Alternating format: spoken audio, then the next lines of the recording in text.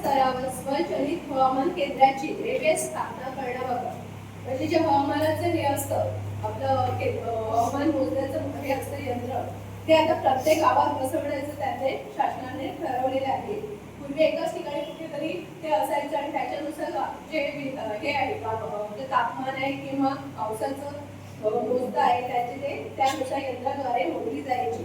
आता त्याने शासनाने ठरवलेले आहे की केंद्र शासनाच्या प्रकल्पांतर्गत ग्रामपंचायत स्तरावर स्वयंचलित हवामान केंद्र नवे निर्मित करण्यात आले आहे. राज्यातील सर्व गावांमध्ये हवामानविषयक अचूक माहिती प्राप्त व्हावी, शेतकऱ्यांना हवामान कृषी विषयक व सल्ला मार्गदर्शन प्राप्त व्हावे, यासाठी कृषी हवामान क्षेत्र संशोधनासाठी तसेच नैसर्गिक आपत्तीच्या अनुषंगाने हवामान विषयक आवश्यक ती माहिती प्राप्त व्हावी इत्यादी बाबीच्या अनुषंगाने केंद्र शासनाच्या प्रकल्पांतर्गत राज्यात ग्रामपंचायत स्तरावर स्वयंचलित हवामान केंद्र उभारण्याचे शासनाचे विचारधारी आहे. त्यासाठी आपल्या ग्रामपंचायतीमध्ये जागा उपलब्ध करून दिल्याचा ठराव सादर करावा.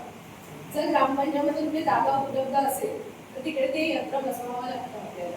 तर ते मॅडम येणार होत्या कृषीच्या, पण पावसामुळे कुठेतरी त्यांना विजिटला पाठवलं होतं म्हणून आले नाही.